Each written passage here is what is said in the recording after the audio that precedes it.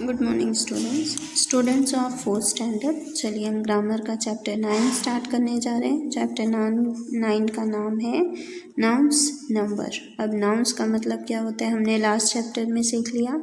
Nouns क्या होते हैं, किसी भी चीज़ के, किसी भी पर्सन के, किसी भी प्लेस के या किसी भी एनिमल के नाम को हम नाउन्स कहते हैं। अब नंबर का मतलब जो होता है जो गिनती हम 1 2 3 4 इस तरह से करते हैं। Singular and plural nouns. अब सिंगुलर होता है कि जिसमें एक होता है वो, एंड प्लूरल नाउन्स मतलब एक से ज़्यादा, यानी कि 2 से ज़्यादा कितने भी हो जाए वो सब प्लूरल नाउन्स में काउंट होते हैं। अब टुडे इज़ रिंकीज़ बर्थडे। यहाँ पे रिंकीज़ ऐसे करा है क्योंकि ये अपॉस्ट्रोफी लगाए, रिंकी के बर्थडे है इसलिए उसको हाईलाइट किया। इसका मतलब ये नहीं कि रिंकी बहुत सारी है। Read on to find out what she has to tell you. अब इसलिए रिंकी का बर्थडे है तो हमको ये पढ़ के देखना है कि रिंकी हमसे क्या क्या कहना चाहती है। For my birthday party all my friends are invited. अब वो कह रही है कि मेरी बर्थडे पार्टी के लिए मेरे सारे फ्रेंड्स इन्वाइटेड हैं। My room was decorated with colourful balloons and stars. अब उसका जो रूम था वो किससे डेकोरेटेड था, बहुत अलग अलग तरह के कलरफुल बलून्स यानी फुग्गे जो होते हैं, बलून्स, गुब्बारे और स्टार से डेकोरेट किया हुआ था। Cake was brought by my brother. अब उसके ब्रदर ने उसके लिए केक लाया था। I got many gifts. Jyoti my friend gave me a book which I like the most. अब उसको बहुत सारे गिफ्ट मिले लेकिन उसकी जो फ्रेंड ज्योति रहती है उसने उसे एक बुक दी है गिफ्ट में जो कि उसे बहुत पसंद आई।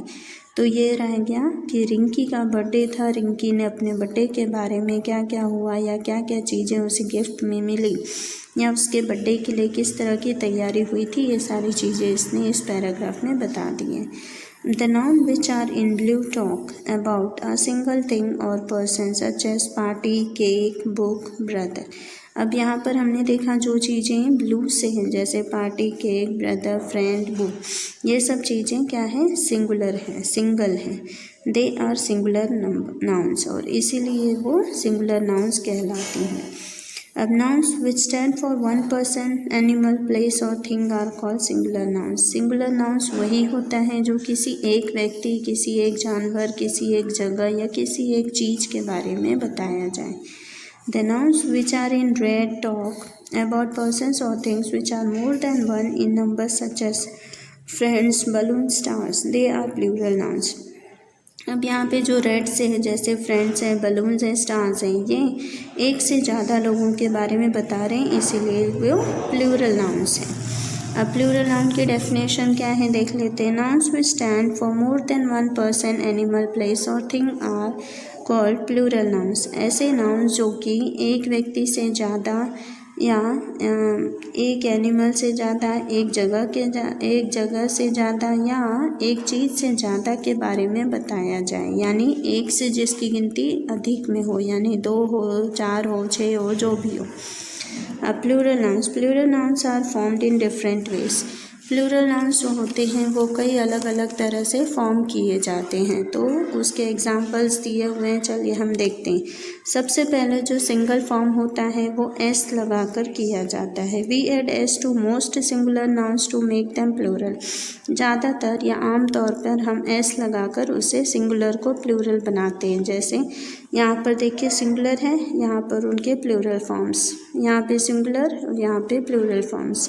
तो बलून का एस लगा देंगे, बलून्स बन जाएगा। फ्रेंड का फ्रेंड्स, गिफ्ट का गिफ्ट्स, बुक का बुक्स, ट्री का ट्रीज, गर्ल का गर्ल्स, टेबल का टेबल्स, चेयर का चेयर्स। इस तरह इन सब में ये सिंगुलर में हमने एस सिर्फ लगाया है तो ये बन गया है प्लूरल फॉर्म।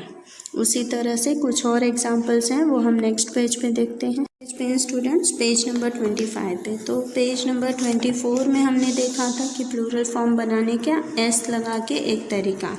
अब दूसरा तरीका है कि प्लूरल फॉर्म्स को हमको किस तरह से बनाना है। If the noun ends in S, X, S H या C H, we form plural by adding E S.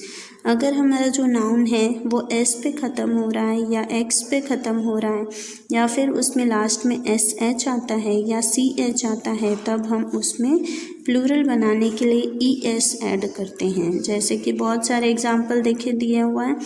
Glass, तो ES लगा दिया ग्लासेस। क्यों? क्योंकि ये S पे ख़त्म हो रहा है। अब दूसरा देखिए बॉक्स, X पे ख़त्म हो रहा है तो ES लगा देंगे बॉक्सेस। बुश, बुश भी H पे ख़त्म हो रहा है, H खाली नहीं देखेंगे हम, SH देखेंगे तो SH बुश हो गया बुशेस। ये भी CH पे हो रहा है, च पे साउंड हो रहा है तो ES लगा देंगे चर्चेस, चर्च चर्चेस। इसी तरह से यहाँ पे देखिए S पे ख़त्म हो रहा है, X पे, SH पे, CH पे, तो यही हमारा ऊपर दिया हुआ है कि अगर S से ख़त्म हो, X पे ख़त्म हो, CH पे ख़त्म हो या SH पे ख़त्म हो, हम उसमें ES लगाएंगे। तो dress dresses, fox foxes, dish dishes, bench benches. ये हो गया। अब सेकेंड फॉर्म, पहले वाले फॉर्म में हमने सिर्फ S लगाया था और दूसरे वाले फॉर्म में प्लूरल फॉर्मेशन में हमने ES लगाया है। लेकिन ES हम कहाँ लगाते हैं? जो S पे एंड हो, X पे एंड हो, SH पे एंड हो या CH पे एंड हो, ऐसे शब्दों पे या ऐसे नाउन के साथ। आगे बढ़ते हैं।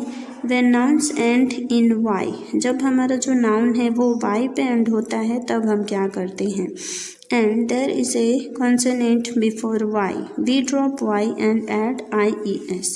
अब अगर हमारा जो नाउन है वो Y पे ख़त्म हो रहा है लेकिन Y पर ख़त्म होने से पहले उसमें है कॉन्सोनेंट। कॉन्सोनेंट का मतलब होता है कि वॉवल्स हमारे होते हैं, एक वॉवल्स पे थे। वॉवल्स हमारा होता है 5 vowels, A, E, I, O, U, ये ही 5 वॉवल्स होते हैं। इनके अलावा जितने भी अल्फ़ाबेट्स आते हैं इंग्लिश में उनको सबको हम कंसोनेंट्स कहते हैं। जैसे कि A के बाद आ गया B, C, D, तो ये सारे हो जाएंगे वॉवल्स। उसी तरह E के बाद आने वाले F, G, H, ये सब हो जाएंगे कंसोनेंट्स। यानी कि ये 5 शब्दों को छोड़कर बाकी के जितने अल्फ़ाबेट्स होते हैं उनको हम सबको कंसोनेंट्स कहते हैं। एग्जाम्पल में T हो गया, Y हो गया, S हो गया, जो भी हो गया। अब एग्जाम्पल्स देखते हैं कि Y से भी एंड हो रहे हैं और उससे पहले अगर कॉन्सोनेंट हैं तो हम किस तरह से उनको बदलते हैं। तो चलिए एग्जाम्पल्स देख लेते हैं। पार्टी प्लस IES लगा देंगे हम। ये Y को हमने हटा दिया और इससे पहले इसमें देखिए कंसोनेंट है, कंसोनेंट T है, तो ये हो गया पार्टीज। उसी तरह फैमिली, फैमिली में कंसोनेंट L लगा है पहले Y से, इसलिए वो हट जाएगा और हम IES लगा देंगे families. Duty duties, army armies, story stories, ferry ferries, baby babies, country countries. तो इन सब में देखा आपने कि Y को हमने हटा दिया और उसमें हमने Y की जगह पे IES 3 शब्द ऐड किए हैं।